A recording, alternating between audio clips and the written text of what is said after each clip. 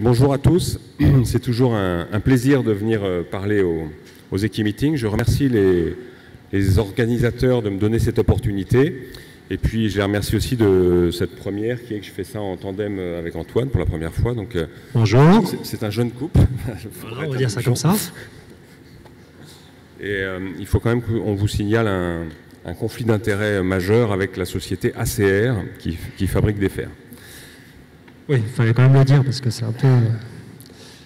Alors, pour commencer, c'est un sujet très très vaste. Je pense qu'on pourrait passer une semaine dessus, la gestion pratique des déformations de la boîte cornée.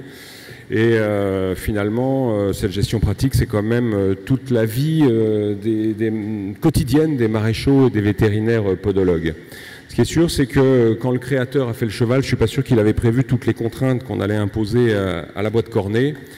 Et ces contraintes extraordinaires qu'on voit pour le sport, mais aussi dans toutes les utilisations du cheval, même une utilisation de loisir avec des sorties sur de la route, etc.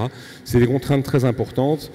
Et notre boîte cornée qui se trouve à l'interface entre le sol et puis le cheval, eh bien, est soumis à des déformations. Alors, physiologiques jusqu'à un certain point, pas toujours physiologiques, on va en parler.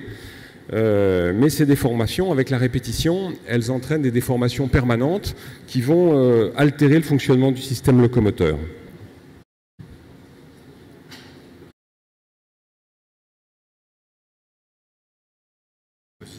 Bon, je prends la suite d'Olivier. En gros, avant de parler de pieds déformés, d'aplomb ou de compensation de quoi que ce soit, on voulait vous montrer, on a cherché un cheval qui représentait, pas le cheval idéal, mais bon, un cheval qui se rapproche d'une certaine normalité. Je dis bien certaine normalité parce que finalement, il n'y a pas de chevaux droits, entre guillemets. Et donc, en règle générale, ce qu'on cherche, c'est avoir des axes alignés avec un angle sagittal correspondant à la race du cheval, à sa discipline, et une longueur de pied égale d'un pied à l'autre. Voilà, essayer d'avoir une surface d'appui par rapport à ces forces descendant sur l'axe qui soit équilibrée. Moi, je crois que c'est sûr que l'analyse du pied, elle doit se faire au regard de l'utilisation du cheval dans un contexte. Et qu'aujourd'hui, on remplace plus facilement la notion de bon pied à la notion d'un pied adapté et de solution de maréchalerie adaptée au contexte et à l'usage du cheval. Dans cette évaluation, je vous ai mis un lien dans le proceeding qui ne fonctionne pas, mais je vous recommande la lecture de la thèse de Diane Navarre sur un travail qui avait été instauré par Sébastien sur l'évaluation du pied du cheval. C'est très intéressant. Alors si vous voulez avoir accès à cette thèse, vous allez sur le site de l'école vétérinaire Oniris. Sur la gauche, vous cliquez sur Centre de documentation et là vous avez accès à une base de données qui s'appelle Kentika. C'est le nom que vous avez vous verrez, c'est écrit au début du lien. Sur Kentika, vous rentrez vos mots-clés. Vous avez accès comme ça à la plupart des thèses vétérinaires publiées. Donc si vous tapez Diane Navarre, eh bien vous aurez cette thèse en PDF en ligne. Et c'est une lecture que je recommande sur les critères d'évaluation du pied. C'est très intéressant. Alors, avec Antoine, on a considéré qu'on pouvait avoir des situations résultant de contraintes anormales qui vont entraîner des déformations, de contraintes anormales sur un pied finalement qui au départ était plutôt sain. Donc là, en gros, on essayait de vous sortir des cas qu'on a suivis conjointement et qu'on aborde ou qu'on approche un peu comme tout maréchal. Et quand on voit un pied comme ça, un petit peu loin, on peut se dire qu'on a affaire à quelque chose de normal. Et effectivement, on a quand même une déformation avec une déficience au niveau des hauteurs, notamment de l'antérieur droit, où effectivement, on a une paroi qui va se verticaliser à l'externe assez fort, et puis qui va s'évaser à l'interne, qui sont les premiers signes pour nous, maréchaux ferrants, aussi pour les vétos, mais aussi plus pour les maréchaux, d'une instabilité de l'équilibre qu'on a de la boîte cornée et de P3 dans la boîte cornée. Donc après avec l'image... Oui, alors je mets en garde contre l'utilisation de ces clichés de face en appui bipodal qui révèlent plein d'informations, mais on ne peut pas les décoder comme étant un guide de parage. parce que le pied est une réalité en 3D avec de la latéromotion, de la rotation. On a beaucoup de choses et je pense qu'on ne peut pas l'utiliser comme ça. Néanmoins, dans ce cas précis, on peut penser qu'on a un problème de parage qui entraîne un valgus interphalangiens distal qui n'est pas satisfaisant pour l'avenir du cheval. Okay.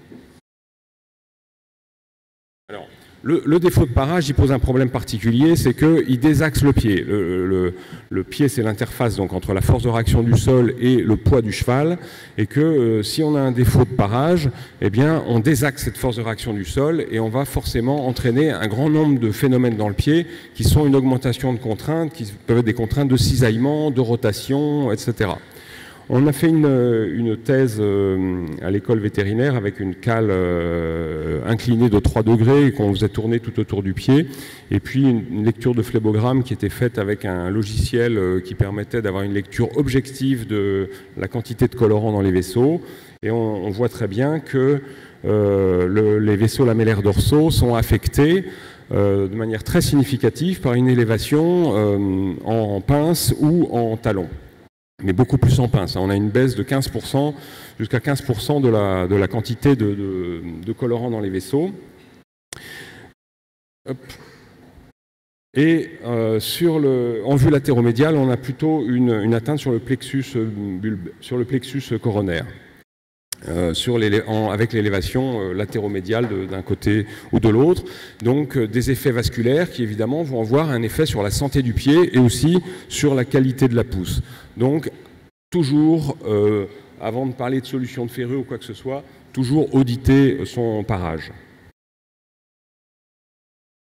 Oui, donc bon, après les réactions de la boîte cornée, ça c'est une image qui représente la réaction de la boîte cornée par rapport à ce qu'on lui fait subir. Et effectivement, on peut rapidement avoir des lignes de stress, des déformations, des angularités différentes de la partie proximale à la partie distale du pied. Et il faut essayer de l'interpréter. Donc là, en l'occurrence, c'est pas un cheval que j'ai suivi, mais c'est assez net de voir qu'on a deux zones de stress importantes avec deux zones d'angularité qui sont un petit peu différentes. Donc certainement qu'il y a eu des modifications. Je pense qu'on connaît tous cette réaction des pieds au sol dur avec une augmentation de la pousse en talon qui va entraîner une verticalisation du pied. Alors, on a dans les anomalies, on a aussi évidemment les anomalies de décharge. Quand un cheval a un problème, il va utiliser préférentiellement un pied et on va avoir toute la problématique du pied atrophié, qui est une déformation qui est difficile à gérer et qui est une déformation qui passe quand même par la case diagnostic. Il va falloir comprendre pourquoi on a une décharge pour pouvoir partir sur la cause. On ne peut pas gérer, à une époque, on aurait sorti peut-être un fer désencasteleur. Aujourd'hui, on se pose la question, pourquoi on a un non-usage de ce pied? Et donc, on peut par exemple avoir certains cas de syndrome podotrochléaire, pas tous, avec cette élévation des talons, ce pied qui s'encastelle. Donc on était parti sur le fait de présenter principalement des chevaux de sport. Donc, qui dit sport dit considération différente au niveau du ferrage. C'est-à-dire que là, en l'occurrence, c'est un cheval de complet, de bon niveau. Il est juste impossible de poser un neck bar sur un cheval de complet qui va galoper à des grandes vitesses. Donc, à ce moment-là, l'alternative, ce sera plus une paire de fers à oignon, de couvrir la partie postérieure du pied comme on le peut, et puis peut-être éviter des surpressions importantes au niveau de la fourchette, notamment au milieu du pied, pour éviter ces transferts de charge entre le sol et la podotrochlée par la fourchette. Donc voilà, ça c'est un exemple. Après, on pourrait débattre un peu plus longtemps si on le voulait.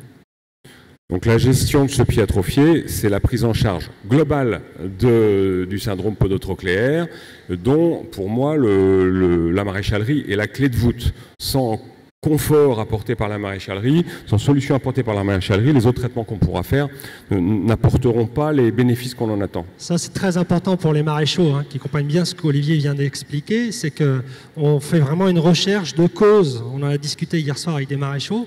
C'est vraiment la base. Il faut faire ce système-là inverse. Il ne faut pas aller frontalement contre une asymétrie que vous voulez rectifier sans savoir ce qui se passe.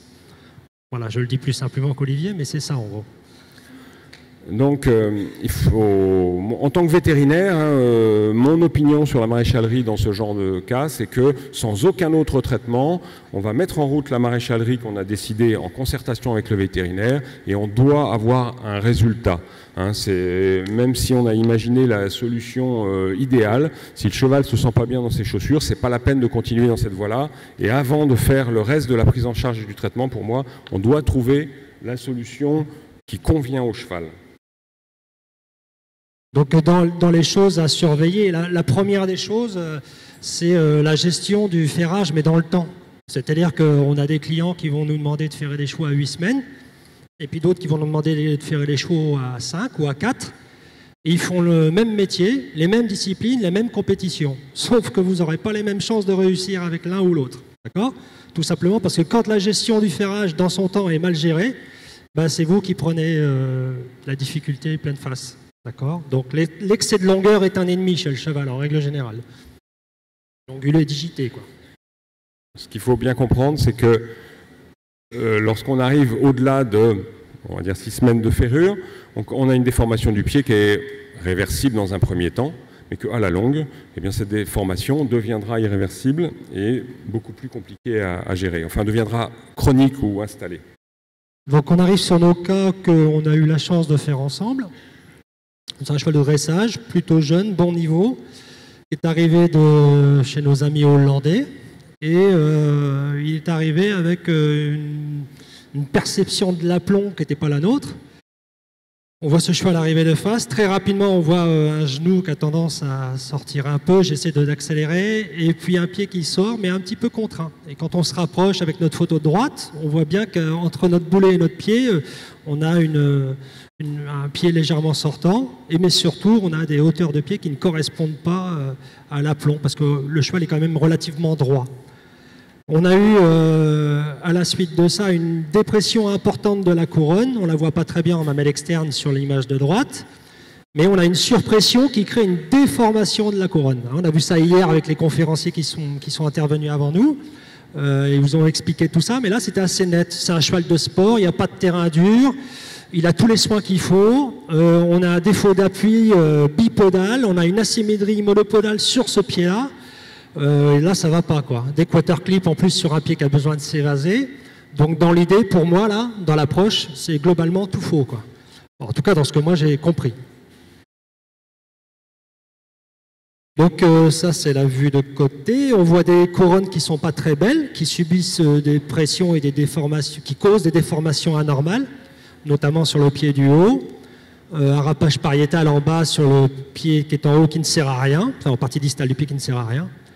Et puis un ferrage qui est quand même trop court, c'est-à-dire que le maréchal a voulu monter, faire du rolling et il n'y a pas de longueur. Donc pareil, ça n'a aucune utilité. Si vous ne mettez pas de longueur à votre ferrage, votre rolling ne sert pas à grand-chose. D'accord ? Parce que tout ça, c'est proportionnel. On a suivi le cheval de façon normale, le maréchal classique qui pose ses ferraciers. Et au bout de 3 mois, c'est-à-dire au bout de 2 ferrages, on n'avait plus de déformation de la couronne. Tout simplement parce que le cheval a été paré, entre guillemets, en respectant son angle naturel. Et de ce fait-là, après, on a un cheval qui fonctionnait bien et qui était moins dévié. Alors ça ne l'a peut-être pas rendu champion du monde, mais il s'est amélioré. Donc ça, c'est la géométrie un petit peu du pied, c'est plus pour les maréchaux que pour les vétos, mais ça reste intéressant, c'est qu'on a une asymétrie sur les 2 pieds, mais on l'assume, c'est pas grave, on s'en fiche. On sait que notre cheval préfère sa main droite à sa main gauche, on sait que ce pied à droite, il sera plus large qu'à gauche, qu'il aura tendance à recentrer peut-être pour s'alléger antérieur gauche de façon momentanée, et qu'on aura à ce moment-là un petit évasement sur le quartier interne. Mais souvent, la structure de ces pieds-là, on voit une pince étroite, sur le pied étroit, avec des talons qui sont proportionnellement serrés par rapport à la largeur de la pince. Les distances sont proportionnelles. Si vous portez sur le pied le plus large, vous retrouvez la même chose. Une tournure un peu carrée en pince, qui s'évase et qui tourne. Mais on retrouve la même chose. Donc il y a quand même un certain équilibre. On est dans un déséquilibre des 2 antérieurs, mais il y a quand même un certain équilibre sur chaque pied. Donc à la suite, rapidement, pour l'application, le principe de base, ça va être de faire la tournure qui ressemble plus à la forme du pied. d'être dans la géométrie du pied directement. Si vous n'êtes pas dans la géométrie ou pas dans la forme du pied, pas à la forme de la ligne blanche ou de la couronne, comme l'avait présenté Claude Lorty il y a 2 ans, je crois, vous êtes cuit. Ça va mal vieillir, ça va pas être bien, ça va péter les parois, ça n'ira pas. Donc d'abord un bon ferrage, bien fait, ajusture, relevé, garniture, longueur, essayez d'équilibrer au mieux, et puis les clous, ligne blanche, tout le temps. Sinon, votre paroi, c'est adieu. Suivante. Donc, bon, voilà, ça c'est le cheval ferré, avec une asymétrie qui était relativement légère finalement.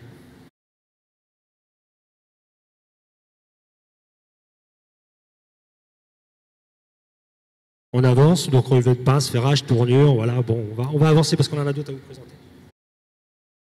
Donc rapidement, un cheval qu'on vient de ferrer il n'y a pas très longtemps, un cheval de complet, 3 étoiles ou 4 étoiles, enfin c'est un bon cheval, qui est venu, qui s'est présenté à moi, qui marchait façon, je dirais normalement, plutôt légèrement panard, et en déferrant, je m'aperçois que ce cheval-là, il a un petit pied à gauche, son gros pied à droite, même si la différence entre les deux n'est pas énorme. Ce qui est énorme, c'est sa mamelle interne sur l'image de droite, là, antérieur droit, qui prolifère, quoi, voilà, on dirait qu'elle est en train de pousser quand mamelle interne.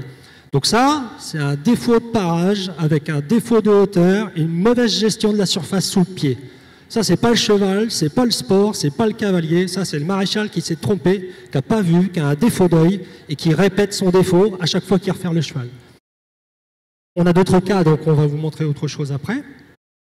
Le quadrillage servait à quantifier un peu les zones. Là, même chose, aplomb de face, en haut, un pied qui s'évase à l'interne, relativement axé, mais évasé à l'interne, légèrement trop haut, un peu trop haut, et puis un fer qui est posé légèrement décalé à l'interne. Donc non seulement il est trop haut, il a trop de surface, et en plus le ferrage est décalé. Donc là, on a tous les ingrédients pour mettre un cheval de travers, on va dire. Donc la petite vidéo, elle vous montrait simplement que le cheval fonctionne normalement.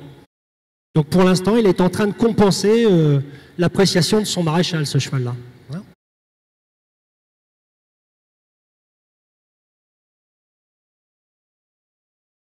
Oui. Donc de manière générale, hein, on a une déformation des pieds directement reliés à l'apion. On sait bien que sur un cheval panard va verticaliser à l'intérieur, il va s'évaser à l'extérieur. On a un cheval ferré, il n'y a pas d'usure liée à la pousse, donc c'est le quotidien de gérer ces phénomènes-là. S'ils ne sont pas gérés, la déformation va aller en s'amplifiant, et surtout, par son installation dans la chronicité, eh bien, comme on crée un cheval panard qui s'évase à l'externe, si on laisse le cheval partir, ces leviers sur l'appareil locomoteur vont faire que l'adaptation même du squelette va faire qu'ensuite il va aggraver son défaut, et on voit ça très souvent sur des chevaux cagneux. Alors, voilà l'histoire d'un cheval. C'est un cheval qui avait présenté à 2 ans une arthrite septique sur l'articulation, au niveau de l'articulation carpo-métacarpienne. Vous voyez au niveau de l'interligne à l'extérieur, on a une image d'ostéolyse. Ces 2 radios sont faites à 2 ans d'écart. À gauche, le cheval a 2 ans et il est en suppression d'appui. À droite, il a 4 ans. Il est apparemment sain. Mais ce cheval a développé un aplomb cagneux de surcharge sur son antérieur droit, donc qui nous amène à voir le maréchal. Oui, tu veux ajouter? Juste rapide pour les maréchaux, moi je dis tout le temps sur mes formations, ce que j'explique, intéressez-vous aux radios, déjà ayez des potes veto, ça va vous aider. Mais intéressez-vous aux radios parce qu'en plus, depuis la radio numérique, maintenant, les tissus mous, on les voit de mieux en mieux. Donc résultat, là par exemple, je regarde la radio, j'ai jamais vu le cheval, je sais que ce cheval-là, il a très forte chance d'être cagneux, je sais que ce cheval-là, il compense en chargeant l'externe, parce que je vois que ma paroi se verticalise à l'externe et qu'elle s'évase à l'interne et que toute ma surface part, là, par rapport à mon axe descendant, toute ma surface part à l'interne. Donc avant même d'avoir vu le cheval, je sais déjà qu'on est sur un problème de balance, quoi, d'équilibrage, quoi. Donc, la radio initiale, la radio précédente, le cheval avait 4 ans. Là, le cheval, maintenant, c'est un cheval qui fait du 3 étoiles en concours complet. Sur ces clichés, le cheval a 10 ans. Mais vous voyez que le défaut est resté. Il n'y a pas de faute sur les hauteurs du pied, mais on a un problème d'évasement avec un levier interne sur ce pied qui reste sans doute surchargé, qu'il faut gérer pour pouvoir préserver l'avenir de ce cheval.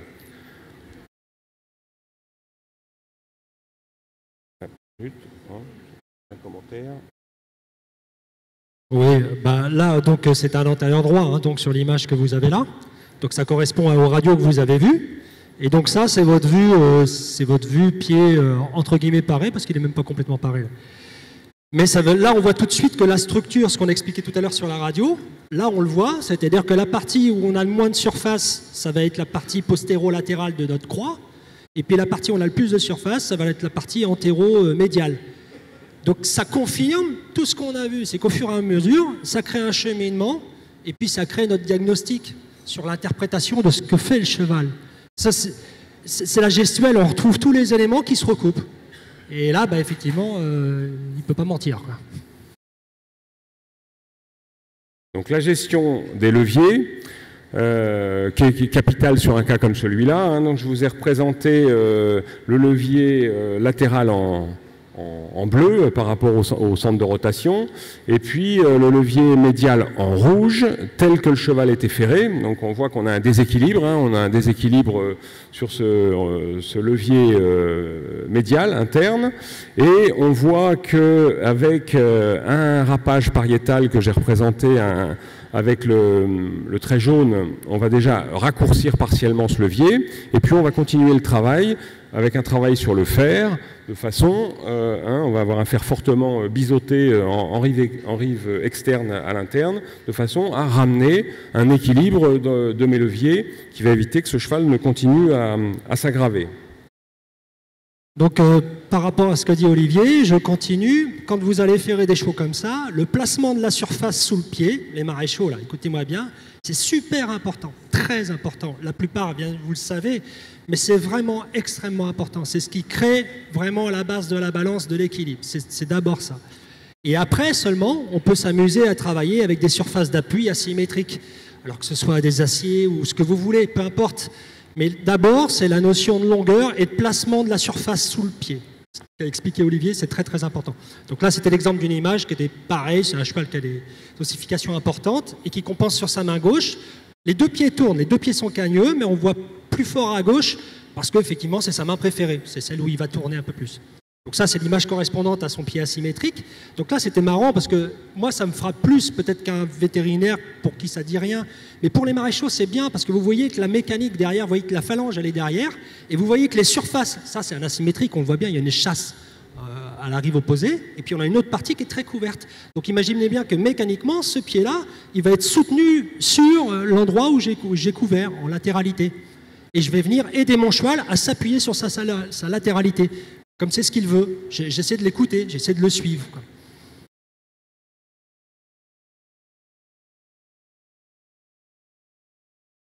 Donc voilà un autre cas, hein, des contraintes anormales liées à des affections locomotrices. Hein. Vous avez vu sur ce cheval qui charge très fort à l'externe, hein, qui vient charger très fort à l'externe sur ses postérieurs. Et qui se retrouve finalement à avoir un aplomb, une cagnosité postérieure avec des pieds plutôt rentrants. Hop, on peut le re-regarder une fois peut-être. On peut revenir en arrière.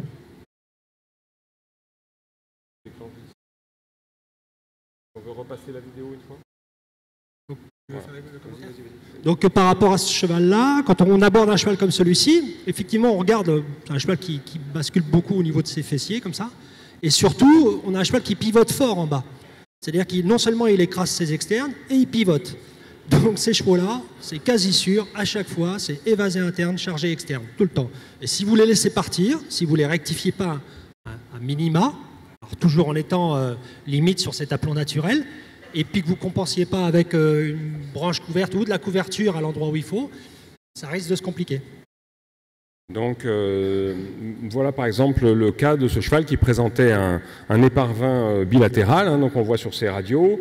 On a un remodelage osseux avec un début de pontage au niveau de l'étage intertarsien distal qu'on voit sur la radio de droite. Et puis sur la radio de gauche, on voit des zones d'ostéolyse, hein, dans les endroits où l'os se raréfie, l'image est plus noire. Alors ça, l'ostéolyse, ça fait très très mal, hein, et le cheval va donc adopter une démarche antalgique qui, avec la chronicité, va entraîner les déformations qu'on a vues. Alors en termes de gestion, là encore, on a une gestion globale du cheval. Il va falloir traiter la douleur osseuse et des fois, alors on a différentes stratégies, hein. On peut utiliser des tilludronades, des injections articulaires et en complément de solutions de maréchalerie. Donc la solution de maréchalerie, c'est souvent la même chose sur ce type de pathologie des parvins, c'est la couverture de la branche externe pour justement limiter la pénétration sur la branche externe dans le sol souple. Voilà, tout simplement. Bon, parfois, le PowerPoint va plus vite que ce qu'on voudrait. C'est pas grave. Non, c'est bon. Voilà. Donc, en fait, les cas qu'on a présentés jusqu'à présent étaient sur plutôt des pieds à la base plutôt assez sains, mais les choses vont se compliquer quand on a les mêmes problématiques avec des pieds qui sont mauvais. Alors, le pied mauvais, c'est la qualité de la corne, la qualité de la pousse, c'est aussi parfois des déplots d'aplomb majeurs, mais en général, quand on a des emmerdements avec un pied, les autres ne vont pas s'additionner, vont se multiplier. Voilà, c'est comme disait l'autre, ça vole par escadrille. Donc là, lui, ça vole par escadrille, les embêtements. Voilà. Donc lui, ce cheval-là, il avait les pieds, voilà, on va dire, complètement détruits devant. Il s'était déféré... C'était un cheval de concours complet, hein, de haut niveau, qui avait les pieds que vous voyez, donc pas très brillants. Hein. On ne voit pas très bien ici, mais les pieds étaient très très ovales, très allongés, hein, on n'avait pas de largeur, et il déférait à chaque crosse. Donc évidemment, il courait à peu près une fois par mois, donc un arrachage de fer tous les mois, ça n'aide pas. Mais vous voyez que là, on était dans une impasse par rapport aux objectifs qu'on pouvait fixer à ce cheval. Et donc assez rapidement, en regardant le cheval et en constatant effectivement que la tenue n'était pas bonne devant, pas de talons écrasés, évasés, plongeants, bon, des pieds très courts, donc un peu sensibles, et puis quand même des gros risques de déferrage, et une particularité quand même, des pieds postérieurs que vous ne voyez pas là, mais qui étaient très longs, très longs. Et à la suite, quand on l'a ferré, on est parti directement à essayer de le ferrer. Bon, moi je fais ça comme ça, mais après... On peut faire autrement, alu, plaque pour protéger, essayer de trouver de la sole, du soutien, de la protection pour retrouver de l'épaisseur de sol. Des plaques en polyuréthane. Alors pourquoi des plaques en polyuréthane? Parce que quand je mets de la VTEC comme ça c'est de la ADR, que je viens consolider mes talons sur la partie postérieure, parce que j'ai plus de talons, parce que mon pied s'écrase et qui s'affaisse, ça me permet de soutenir mon pied latéralement. Et mon adhère, elle va venir se souder sur la plaque qui est en polyuréthane. Résultat, j'ai un soutien qui se fait par en dessous et une adhérence qui se fait sur la face dorsale de mon pied, enfin sur les côtés de mon pied, quartier et talon. Donc j'ai un bon maintien. Et puis surtout, on l'apparaît très court derrière. Court. On lui a enlevé de la pince. Malheureusement, je n'ai pas fait de photo le jour du ferrage, parce qu'on était concentré sur ce qu'on faisait, mais c'est ce qu'on avait fait. C'est-à-dire que la matière revenait au-dessus des éponges et elle venait tangenter sur le talon, dans l'angle du talon, du glome au fer, en passant par la plaque. Donc ça m'évite le déferrage, ça consolide le ferrage, et surtout, ça maintient le pied sur cette élasticité transversale là, que vous avez vu hier dans les conférences. Très important, quand vous avez besoin de la maintenir, il faut la maintenir. Le même cheval, je ne sais pas... Quelques mois plus tard. Oui, quelques mois plus tard. Encore une fois, malheureusement, je n'avais pas pris d'image. Il a stabilisé son problème. On a un meilleur angle, meilleure épaisseur de sol. On a moins de sensibilité, un cheval qui fonctionne moins, et un cheval qui fait toujours le même niveau, mais qui ne se défère plus du tout. Donc, je ne pense même pas que le problème de base était purement que de la maréchalerie. C'était un ensemble de choses qui faisaient qu'ils étaient tombés dans un cercle vicieux. En tout cas, le cheval, évidemment, au départ, était très inconfortable sur les pieds. Néanmoins, on n'avait pas identifié d'affection locomotrice particulière. Et il a très bien répondu à la maréchalerie. Les problèmes d'aplomb dont on a parlé tout à l'heure, ils vont être aggravés sur des chevaux qui ont une mauvaise corne ou qui ont... là, on est dans le cas d'un cheval avec une corne difficile, le maréchal va vous en parler, mais c'est aussi un cheval de dressage qui est un cheval très très lourd, très très fort, et donc qui nous a beaucoup embêté avec ses pieds, on va dire. Oui, c'est le moins qu'on puisse dire. Il nous a beaucoup embêtés. Parce que c'est un cheval qui est très asymétrique, c'est un cheval qui s'approche... peut-être, je sais pas, 650-700 kg. Enfin, c'est vraiment un cheval qui a une grosse action, qui avait tendance à détruire ses ferrages. Donc, imaginez les ferrages à lu, tout ça là-dessus, c'était un peu difficile. Je rejoins un peu ce que disaient les jeunes tout à l'heure, c'est quand c'est pas possible, c'est pas possible. Et résultat, bah voilà, il avait des rimes derrière. Et puis surtout la gestion de l'équilibre des pieds sur des chevaux comme ça. Quand on voit cet angle sortant sur les 4 pieds d'un cheval qui bosse fort tous les jours, qui fait 700 kg, vous pouvez vous dire qu'il y a des soucis à se faire, quoi.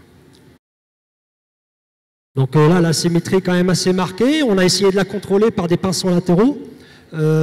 Ferrer 3 pinçons, un pinçon de l'autre côté, tout simplement parce qu'on tient compte du cheval, mais pied par pied, pas en standardisant le ferrage, en disant allez, on met des quator clips à tout le monde, puis on verra ce qui se passe. On a essayé de s'adapter au cheval, mais bon, c'était pas si facile que ça. Et derrière des rimes, parce qu'on avait un cheval qui frappait très fort son sol et qui déplaçait ses fers. Ça arrive de plus en plus, les maréchaux aiment bien mettre des petits clous en ce moment, ils aiment bien faire tout léger, et quand vous tombez sur des bestiaux comme ça, ça ne marche pas comme ça. Donc il faut renforcer les ferrages, et le rime, ça nous a bien aidé. Je pense qu'on dit que le diable est dans les détails, mais je pense que sur des chevaux comme ça, on sait qu'on va être sur le fil. Eh bien, c'est la somme de tous ces petits détails, pas ne rien lâcher sur l'intervalle entre ferrures, sur la gestion des petits problèmes qui se posent à côté, etc., qui va permettre d'aller au bout. Toujours dans ces pieds faibles, hein, on a des cas où on a des chevaux sur lesquels la paroi se déforme, s'évase. Vous voyez sur cette radio en haut à droite une forme de paroi qui est assez catastrophique, on va dire. C'était là encore un cheval de complet qui avait été amené pour faire des radios de pied parce qu'il refusait sur les panoramiques. Mais pour moi, un évasement pareil démontre un défaut de soutien, hein, un manque de force des tissus sous le pied, la sole, etc. Et donc, ce sont des chevaux qui ont besoin, la première gestion, c'est de soutenir le pied avec différentes solutions, là encore, adaptées à l'usage du cheval et puis aussi à sa masse, etc. Donc pour ce qui est de la maréchalerie sur des pieds comme ceux-là, la première chose auquel on doit penser, c'est limiter l'élasticité transversale et soutenir. Il faut soutenir et protéger. Protéger parce que la sole arrêtera de s'user et vous allez gagner en épaisseur de sol. Et soutenir parce qu'on cherche à avoir de la hauteur, de la concavité. Quand vous n'avez plus de concavité, que vous avez une sole fine et des pieds qui s'évasent comme ça ne fera pas un champion. On a de la perte de performance, ça c'est sûr. Donc c'est vraiment, le maréchal ferrant doit s'atteler à ça. C'est très important de pouvoir axer son ferrage pour pouvoir obtenir un résultat dans le temps, quoi. Donc après, pour ça, il y a plusieurs solutions. Techniquement, on ne peut pas toutes les passer, mais disons que dans l'idée, avec cet autre cheval, ça avait bien fonctionné de résiner les talons, englober, plaquer, siliconer, ça avait bien fonctionné. Sur d'autres chevaux, on ne pourra peut-être pas plaquer pour X raisons, des fers avec du soutien, fer en cœur ou fer à étoile ou autre chose, accompagné souvent de silicone, c'est quand même mieux, pour faire du soutien. Et puis encore une fois, ce type de ferrage-là, ce n'est pas ad vitam aeternam, c'est-à-dire que vous faites votre ferrage, 6 mois après, vous contrôlez avec une image radio, vous faites contrôler avec votre veto, vous avez gagné 3 degrés d'angle palmaire, vous retournez à quelque chose de plus simple, c'est pas grave. Mais voilà, il ne faut pas focaliser en se disant c'est ça ma solution. La solution, c'est d'aller dans le sens qu'il faut au niveau structurel pour le cheval, pas forcément pour ce qui vous plaît, la mode ou le type de fer que vous aimez poser. Alors évidemment, si on parle de pied faible, on a notre star, hein, qui est le pied plat talon fuyant. Hein, on voit celui-ci, hein, on voit sur les pieds élevés qu'on a même plus de talons. Ouais. Le cheval, il marche presque sur ses glaumes. Hein, un cheval qui avait tous les symptômes d'un syndrome podotrochléaire, mais sans en avoir les signes cliniques, on va dire. Tu veux dire un premier mot sur le... Oui, ça rejoint ce que tu disais. C'est un cheval, il marche sur la sole, quoi. C'est un cheval qui marche sur la sole. C'est pas fréquent, mais lui, il marche sur la sole. Donc, autant vous dire que là, perte de performance garantie. Donc, c'est sûr que là, il faut agir. D'emblée, on peut faire une remarque quand même sur une longueur de pied et une longueur de pince qui est quand même assez choquante. Donc le cheval avait eu des examens radio-échographiques qui n'avaient rien monté de particulier, malgré on va dire sa clinique de type podotrochléaire, mais on voit bien, et qui était surtout marqué sur l'antérieur gauche, dont on voit l'hyperextension. Je pense qu'on était sur un cheval qui se retrouvait avec une hyperextension mal tolérée et qui était corrélée avec un levier de pince considérable. On imagine bien que la locomotion peut difficilement être confortable. Cette image sur l'antérieur gauche, là, c'était vue sagittale, c'est une image super importante pour les maréchaux parce qu'il faut vraiment... Cet alignement phalangien à 2-3 phalangiens, là, c'est primordial pour les chevaux de sport, d'une part, parce que là, cet axe, il est brisé entre la 2e et la 3e, et en plus, on a un angle négatif avec des risques de boiterie au niveau de la partie postérieure de P3, sur cette zone-là, parce que c'est une zone qui est très surchargée. Donc ça, vraiment, le travail du maréchal, ça doit être orienté par rapport à ça, par rapport à la structure du pied. Bon, évidemment, pour enfoncer une porte ouverte, il ne faut pas chercher à gérer la longueur de la pince en jouant sur la hauteur, parce que là, on est déjà un petit peu limite, à mon sens. C'est ça. C'est déjà limite. Donc voilà la solution qui avait été mise en route sur ce cheval, avec un fer en neuf, de façon à apporter du soutien à ces talons entre le fer en neuf et puis notre plaque avec du silicone. Comme on a une sole très comble, on a ancré le silicone grâce à 4 trous dans la plaque. Et puis en même temps, on a ce fer en neuf qui s'oppose à l'enfoncement des talons dans le sol de façon à conserver pendant la locomotion un angle palmaire correct. Donc pour ce qui est de la maréchalerie, bon, c'est pas un ferrage à moi, mais pour moi, le truc que je dirais tout de suite, c'est que pour moi, les clous sont un peu serrés quand même. Ça aurait été préférable d'avoir une étampure supplémentaire, peut-être en avant, ou voilà, brocher peut-être différemment. Et puis, par contre, river les plaques sur des chevaux comme ça, qui ont déjà une élasticité transversale trop forte, surtout sur des plaques ouvertes. Plus on ouvre les plaques, plus on fait de mobilité. Donc là, river les plaques dans ces cas-là, c'est obligatoire, tout simplement parce que sinon, ça continue à donner de la mobilité à quelque chose qu'on n'a pas besoin. Après, on peut imaginer d'autres solutions. Donc dans les autres solutions que l'on a, ça peut être du soutien. Alors vous allez me dire, faire à planche sur un pied plat, c'est bizarre. C'est bizarre à partir du moment où la fourchette vient trop appuyer sur la planche. Si ce n'est pas le cas, c'est pas très grave. Si vous avez fait une découpe au niveau de la fourchette sous votre plaque, c'est pas très grave. Et puis après, il y a d'autres moyens que de bloquer les pieds avec les 3 pinçons et avec des fers fermés. On peut aussi travailler sur l'angularité, sur des ferrages type bidimensionnels, tridimensionnels, ce qu'on appelle vulgairement des ferrages banana, qui peuvent être intéressants sur certains aspects, mais qui sont à travailler de façon... disons, voilà, il faut avoir un petit peu de connaissances quand même, et puis surtout, il faut avoir un suivi d'imagerie derrière. Vous ne pouvez pas faire ça tout seul. Donc ça reste intéressant quand même sous l'aspect de l'angle palmaire, c'est intéressant. Bon, je pense qu'on pourrait passer quelques heures rien que sur le pied plat. On va continuer à avancer. Ou pas. Alors, dans les chevaux laissés pieds nus, alors c'est le cas général un peu en dressage, notamment les jeunes chevaux.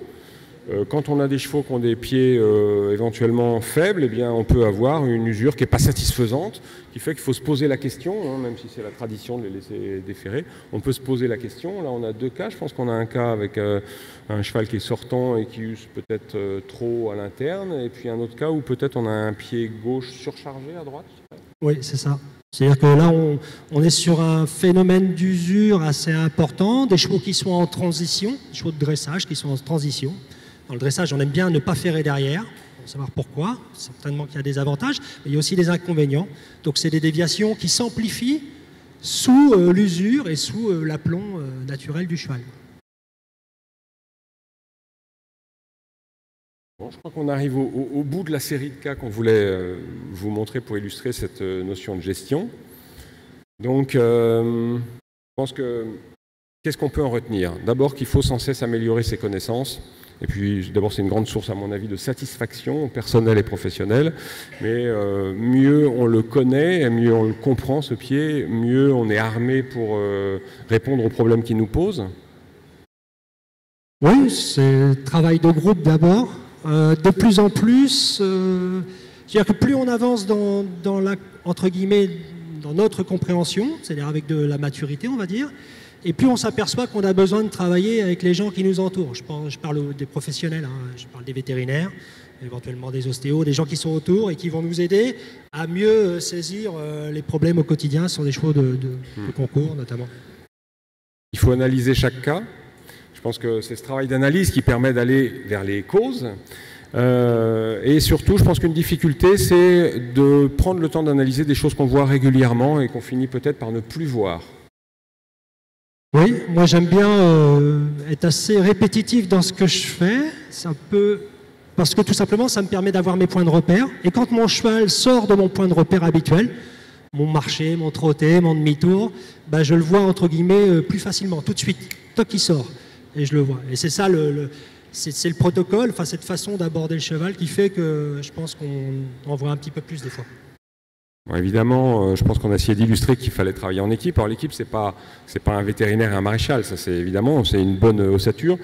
Denis nous a fait remarquer qu'il y avait le cheval, très très important le cheval évidemment, mais il y a aussi l'utilisateur, il y a le groom, il y a le propriétaire hein, qui est quand même le payeur, il y a éventuellement l'ostéopathe, le coach, tout un tas de gens, et je pense que ce travail en équipe, c'est ce qui permet d'avancer, et c'est aussi là encore une source de satisfaction. C'est OK pour moi. Bon. Donc, ce travail de réflexion doit permettre de chercher des solutions qui sont centrées sur les causes. C'est toujours tellement plus intéressant de gérer les causes que de gérer les effets. Après, on ne peut pas toujours les gérer. Hein. Si votre cheval est cagneux, il est cagneux. Et il faut garder tout ça, il faut garder en vue les spécificités de l'usage particulier de chaque cheval. Oui, je dirais, moi, centré sur les causes, je pense que c'est vraiment le cheval de bataille, entre guillemets. C'est vraiment d'anticiper. C'est que le maréchal ferrant, pour moi, c'est le premier, c'est le plus récurrent d'abord au niveau des chevaux. C'est lui qui vient toutes les 5 semaines dans l'écurie ou toutes les 6 semaines et qui va pouvoir surveiller, entre guillemets, la régularité et l'évolution du cheval. Et quand, voilà, quand vous avez des choses qui ne vous plaisent pas, il faut tirer la sonnette d'alarme et pas hésiter à se faire aider par l'équipe, entre guillemets, et prévenir les gens qu'il faut, et voilà, travailler en groupe. Réévaluer dans la durée l'effet des solutions mises en place, ça veut dire quoi? Ça veut dire que nous, on cogite, on imagine des causes, on trouve des solutions, et le cheval, il nous répond. Quand on a bon, il nous répond dans le bon sens. Et je pense que ce feedback du pied du cheval, il est vraiment important. Si on n'a pas le feedback attendu, si on n'a pas d'amélioration, c'est que vraisemblablement, on a zappé quelque chose, et qu'il va falloir retourner se creuser la cervelle. Oui, c'est comme ça qu'on apprend le mieux. Alors, on ne gagne pas toujours, hein. Des fois on perd aussi, mais c'est comme ça qu'on apprend le mieux. Bon, puis se donner du temps, hein. Un pied ça pousse doucement. Je pense qu'il faut le temps autant. Vous vous souvenez de ce cheval qu'on a vu avec ses vilains pieds, ce cheval de complet. Et sur la dernière photo, il s'est écoulé peut-être 8 mois. Je pense on ne peut pas faire de miracle en une journée quand on parle de pied de cheval. Voilà. Puis quand on travaille en équipe, il ne faut pas oublier aussi le côté convivial. Hein.